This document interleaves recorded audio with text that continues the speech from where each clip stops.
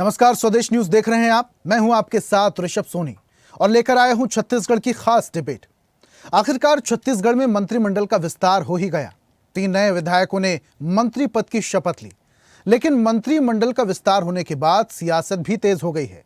एक और जहां पूर्व मुख्यमंत्री भूपेश बघेल ने 14 मंत्रियों के होने पर सवाल उठाया, वहीं बीजेपी ने विपक्ष को संविधान का कम जानकार बता दिया, जिसके बाद राजनीतिक गलियारों में सरगर्मियां अब तेज हो गई हैं।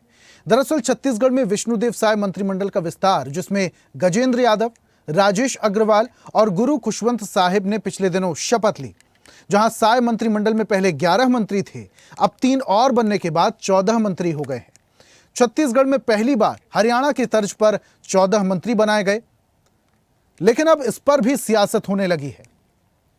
पूर्व मुख्यमंत्री भूपेश बघेल ने साय सरकार में 14 मंत्रियों की संख्या पर सवाल उठाते हुए कहा, 2003 में बने कानून के मुताबिक विधानसभा सदस्यों की संख्या में 15% तक ही मंत्री बन सकते हैं। जब 2018 में कांग्रेस की सरकार बनी थी, तो मैंने भारत सरकार को पत्र लिखा था। छत्तीसगढ़ में मंत्रियों की संख्या 15% से बढ़ाकर 20% तक करने की मांग की थी। इसके पीछे छत्तीसगढ़ का भौगोलिक रूप से बड़ा होना और विधानसभा परिषद का न होने का तर्क दिया था, लेकिन पत्र का कोई जवाब नहीं आया और न ही अनुमति मिली। ऐसे में अब सवाल उठ रहा है कि साय सरकार को अनुमति कब मिली? बिना अनुमति अगर 14 मंत्री बनाए गए तो ये अवैधानिक है। मुख्यमंत्री साय को इसका जवाब देना चाहिए। जिसके बाद पूर्व मुख्यमंत्री भूपेश बघेल के सवाल पर बीजेपी ने भी पलटवार करते हुए कहा, भूपेश बघेल का काम ही सवाल उठाना है। भूपेश बघेल ने संविधान का अध्ययन नहीं किया है। पूर्व सीएम तो पढ़े लिखे हैं, लेकिन फिर भी ऐसा बोल रहे हैं। पहले संविधान में मंत्रिमंडल के सदस्यों की कुल संख्या का कोई उल्लेख नहीं था। 91वां संशोधन 2003 में लाया गया, जिसमें मंत्रियों की कुल संख्या विधानसभा सदस्यों का 15% रखना था। भूपेश बघेल ने संविधान संशोधन को ठीक से पढ़ा नहीं। अब मंत्रियों की संख्या को लेकर फिर से सियासी पेंच फंसता दिखाई दे रहा है। लेकिन क्या 14 मंत्रियों की यह संख्या वैधानिक है या विपक्ष के पास आरोप लगाने का सही मौका है? आज इसी पर करेंगे चर्चा, लेकिन पहले कुछ बयान सुनिए। 3 नए मंत्री बने, सबको बधाई, शुभकामनाएं। हमारी सरकार आई तो सबसे पहले मैंने प्रधानमंत्री जी को पत्र लिखा कि क्योंकि छत्तीसगढ़ भौगोलिक दृष्टिकोण से 9वां बड़ा राज्य है और इसलिए मंत्रिमंडल के सदस्यों के पास बहुत सारे विभाग होते हैं। दौरा करने में, समीक्षा करने में, कार्य करने में परेशानी होती है, इसलिए एक सदस्य और बढ़ाई जाए। लेकिन ये पत्र मैंने लिखा था कि 28/12/2018 सरकार बनने के तत्काल बाद 8 जनवरी 2019 के कार्यसूची है और ये पूरे बहस की कापी है, जिसमें हम लोगों ने कहा कि जो राज्य भौगोलिक दृष्टिकोण से बहुत बड़ा है, ऐसे राज्यों में मंत्रिमंडल के सदस्य 20% तक किया जाए। ये प्रस्ताव विधानसभा में हम लोगों ने रखा और भारतीय जनता पार्टी के सदस्यों ने इसका बहिर्गमन किया। बहस में भाग तो लिया, लेकिन बहस में भाग लेने के बाद वो सदन छोड़ के चले गए और उसके बाद बहुमत से पारित किया। ये चर्चा है विधानसभा। भारत सरकार को भेज दिया गया, लेकिन उसकी अनुमति नहीं आई। नहीं मेरे पत्र का कोई जवाब, न इस बिल का कोई उत्तर। जिन लोगों ने हमेशा संविधान की अवहेलना की, जो न संविधान को मानते हैं न जो कानून को मानते हैं, उन्हें सब जगह लगता है कि ये संविधान के अनुरूप नहीं है। देखने का नज़रिया बदलें। इन्हें मालूम है कि हरियाणा में भी ये हुआ था। वास्तविकता ये है कि आज जिस प्रकार से छत्तीसगढ़ के लोगों को प्रधानमंत्री आवास मिल रहा है, महतारी वंदन मिल रहा है, छत्तीसगढ़ के गांव और शहरों का विकास हो रहा है, कांग्रेस के नेताओं के पेट में हमेशा ऐसे कामों से दर्द होता है, तकलीफ होती है।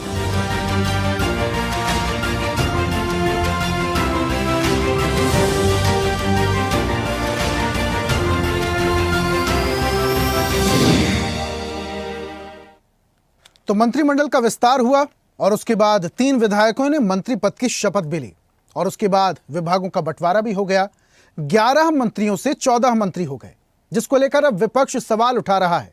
विपक्ष का कहना है कि 15% के हिसाब से 13 मंत्री होने चाहिए, जबकि अब 14 मंत्री बना दिए गए हैं। इसकी अनुमति साय सरकार को कैसे मिली और कब मिली, इसको लेकर आज हम चर्चा करेंगे। हमारे साथ कुछ मेहमान जुड़ रहे हैं, उनका परिचय आपसे करवाते हैं। बीजेपी की तरफ से वासु शर्मा हमारे साथ हैं।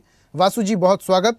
और कांग्रेस का पक्ष रखने के लिए डॉक्टर शिल्पा देवांगन जी हैं। शिल्पा जी, आपका भी बहुत स्वागत करता हूं मैं। और सबसे पहला सवाल शिल्पा जी आपसे ही करता हूं, चर्चा की शुरुआत भी आपसे ही करते हैं। 13 की जगह 14 मंत्री हो गए, विभागों का बंटवारा हो गया। शुरू से लेकर आखिरी तक आप लोग कैबिनेट विस्तार को लेकर सवाल उठाते रहे कि मुख्यमंत्री के पास सबसे ज्यादा विभाग हैं, सबसे ज्यादा बर्डन है, मंत्रिमंडल विस्तार हो जाना चाहिए, विभागों का बंटवारा हो जाना चाहिए। अब विभागों का बंटवारा हो गया है तो 13 की जगह 14 मंत्री क्यों बना दिए गए?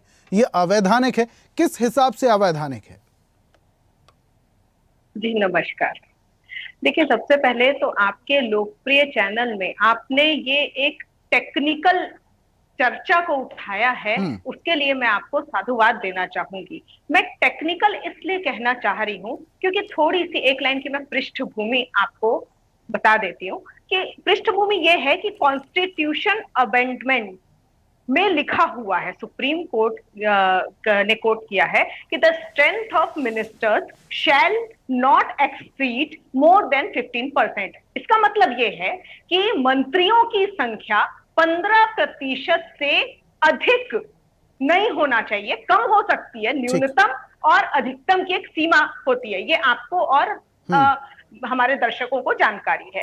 अब आप आ जाइए, एक टेक्निकल बात यह है, 90 का 15% 13.5 होता है। अब दशमलव में तो हो नहीं सकते, तो शुड नॉट एक्सीड का क्या मतलब होता है? 13.5 से अधिक नहीं होना चाहिए, उससे कम हो सकते हैं परंतु अधिक नहीं होना चाहिए, ये संविधान कहता है। तो 13 मंत्रियों का है इंक्लूडिंग सीएम।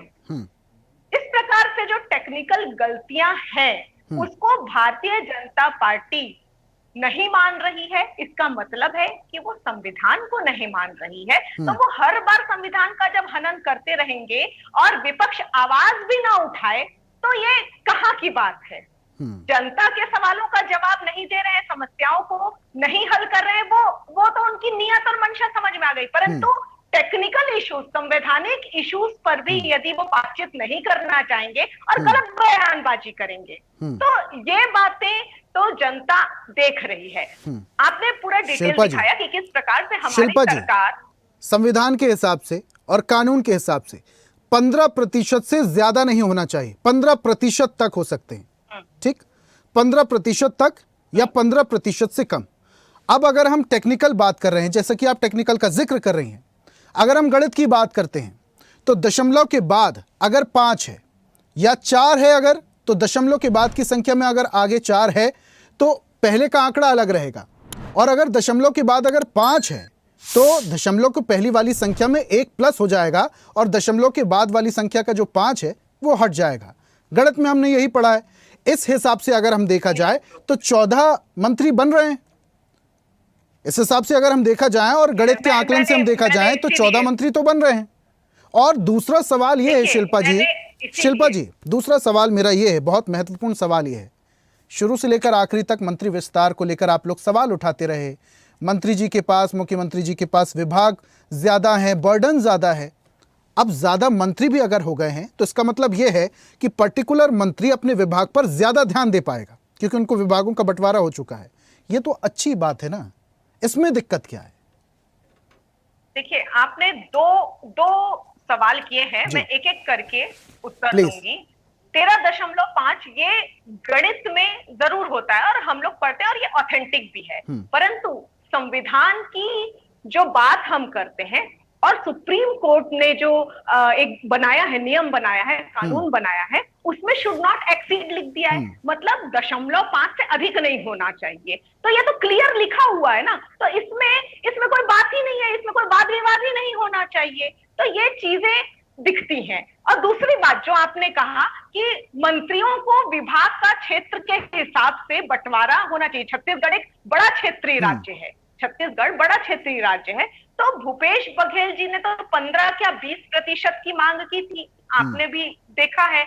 उसका भारतीय जनता पार्टी ने विधानसभा में विरोध भी किया था और विरोध करके बहिर्गमन भी किया था, परंतु प्रस्ताव बनाकर, हमारी मंशा थी 20% किया जाए, परंतु प्रस्ताव बनाकर जब भेजा गया तो केंद्र सरकार ने उस पर कोई भी मुहर न मुहर लगाई, ना उस पर कोई भी जवाब दिया।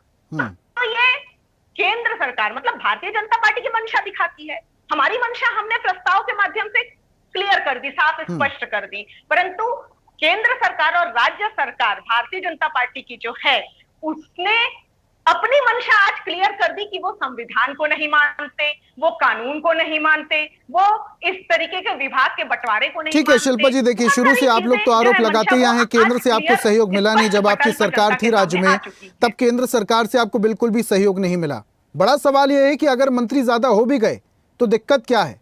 इससे पहले 13 मंत्री बन रहे थे तो 0.5 का तो लॉस वैसे ही हो रहा था। एक मंत्री एक्स्ट्रा अगर हो गए तो विभागों पर और ज्यादा ध्यान दे पाएंगे। इसमें समस्या क्या है? शिल्पा जी सुन पा रही हैं? शिल्पा जी मेरी आवाज आप तक पहुंच पा रही है?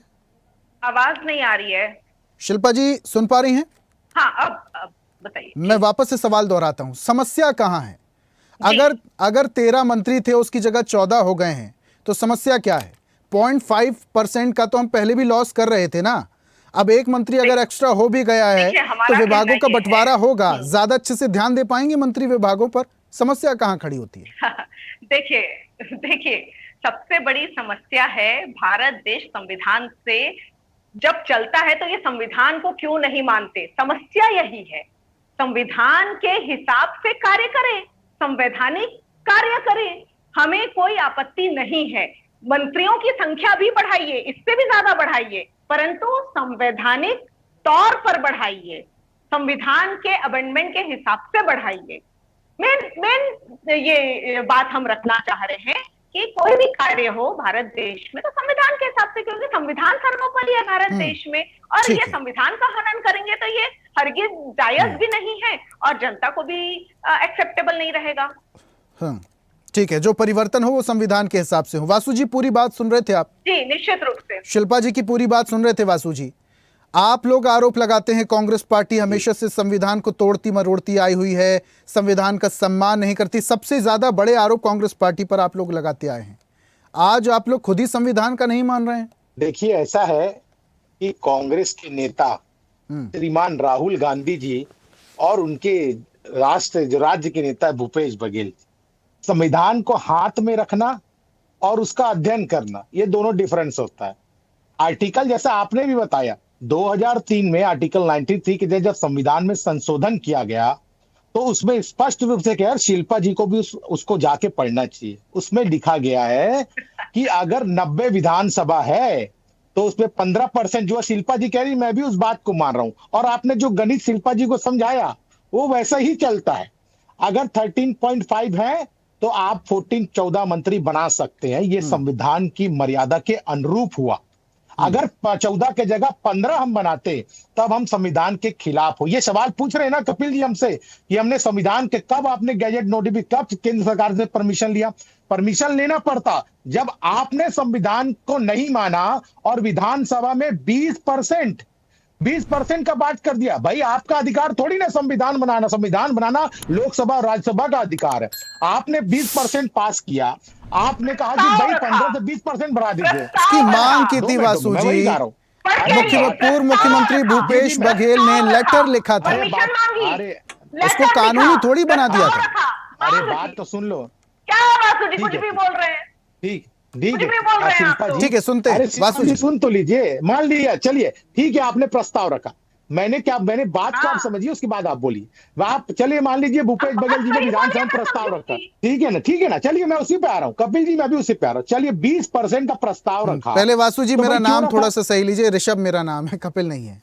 ओह सॉरी कपिल जी, मैं भी एक डिबेट बैठा था तो याद कपिल आ रहा है जी। तो क्षमा चाहता हूँ ऋषभ जी। देखिए जब आपने 20% का प्रस्ताव रखा और जब ये नियम में नहीं है, जब कहीं पर भी चाहे वो लोकसभा हो चाहे वो विधानसभा हो, उसका कुल परसेंट 15% ही आप मंत्रिमंडल बना सकते हैं, तो यह अवैधानिक कार्य भूपेश बघेल जी के प्रस्ताव में था कि भारतीय जनता पार्टी के प्रस्ताव में? अगर भारतीय जनता पार्टी प्रस्ताव में है, आप 2 मिनट अरे शिल्पा जी, प्रस्ताव आपके बीच में रखा धैर्य है, पूर्वक लेटर सुना ना, लिखे हैं। आप मेरे बात पॉइंट से पॉइंट जवाब दीजिएगा ना, मेरे बातों का जवाब दीजिएगा, लेकिन आपका समय आएगा तब। आप दूसरा बात ये कहते हैं कि भाई 14 मंत्री बना दिया तो परमिशन ले, क्या परमिशन उस ये चीज का लिया जाता है जहां पर संविधान के अनुरूप काम किया, संविधान के अनुरूप काम किया होता तो हम भी परमिशन लेते हैं।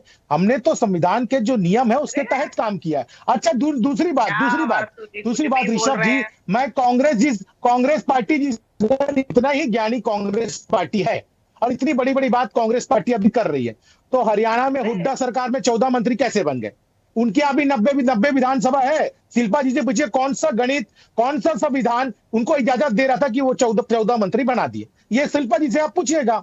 अरे भाई, संविधान मैं को बताऊंगी हाथ में इसका रखना उत्तर। और संविधान को पढ़ के और खाली किताब हिलाने से नहीं होता है। आप भी 14 मंत्री ना थे, आपको मुख्यमंत्री जी को अधिकार था, वो बनाए नहीं। अब वो 20% की मांग करने लग गए, तो गलती उनकी है ना कि केंद्र सरकार की। गलती खुद करोगे और आरोप केंद्र सरकार पे मर दोगे, ऐसा नहीं चलेगा। जनता समझ रही है संविधान की रक्षा करने वाली कौन सी पार्टी है और अच्छा वासु संविधान जी, को तोड़ के वासु अपने जी, फायदे के लिए काम करने वाली कौन सी एक बात पार्टी है, समझना ये चाहता हूं सब मैं जनता आपसे, जानती है। वासु जी, एक बात समझना चाहता हूं मैं आपसे। जनता का बहुमत मिला आपको, बहुत अच्छी बात है। छत्तीसगढ़ में ट्रिपल इंजन की सरकार आपकी है, बहुत अच्छी बात है। लेकिन जब भी ऐसे डिसीजन लेने की बात आती है, फैसले लेने की बात आती है, मुख्यमंत्री के नाम का ऐलान हो, प्रदेश अध्यक्ष के नाम का ऐलान हो, जिला अध्यक्ष के नाम का ऐलान, जब इस तरीके के डिसीजन लेने की बात आती है तो अक्सर ये निकल कर सामने आता है कि केंद्रीय नेतृत्व तय करेगा।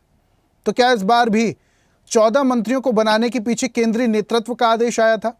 देखिए ऋषभ जी, ऐसा है, माननीय मुख्यमंत्री जी का विशेषाधिकार होता है।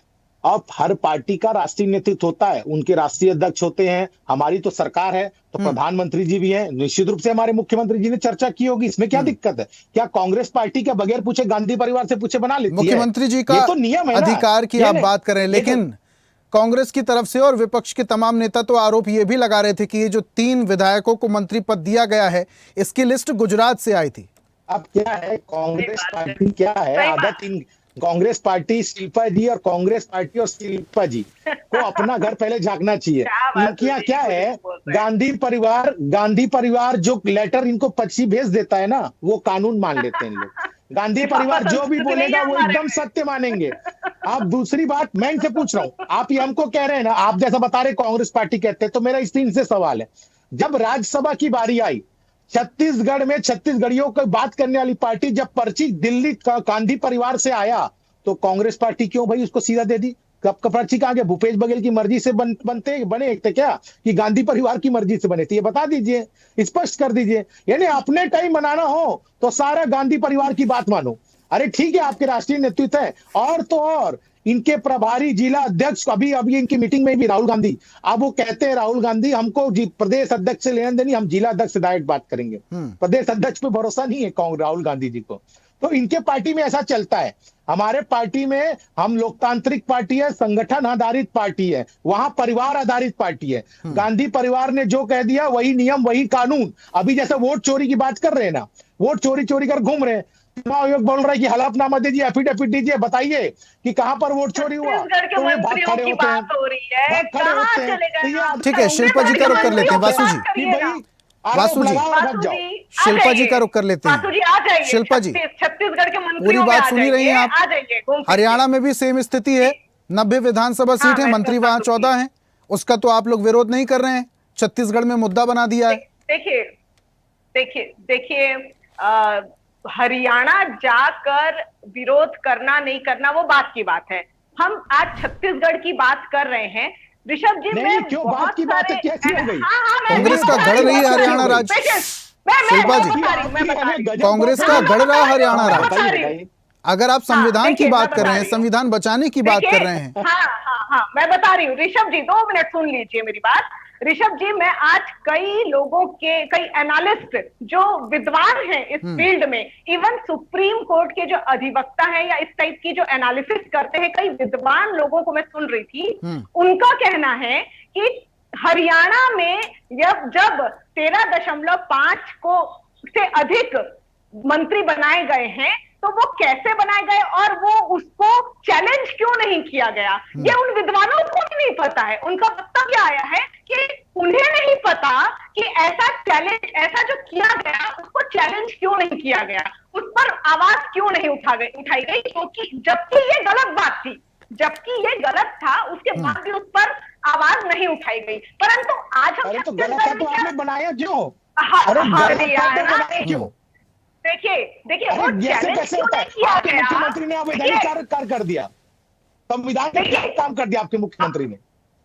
देखिए वो अवैधानिक यदि यहाँ भी लागू हुआ है, यदि यहाँ भी लागू हुआ है तो हम उस पर आवाज जरूर उठाएंगे, आवाज उठाना जायज है। तो वो तो कोर्ट का फैसला है जो हरियाणा में पेंडिंग पड़ा हुआ है। ऐसे कितने मुद्दे हैं शिल्पा जी, ऐसे कितने मुद्दे हैं अलग अलग स्टेट के जिसको लेकर कांग्रेस पार्टी केंद्र में विरोध करती है, दिल्ली में विरोध करती है, और इस तरीके का अगर है छत्तीसगढ़ का, क्या फिर हरियाणा का भी विरोध किया जाना चाहिए?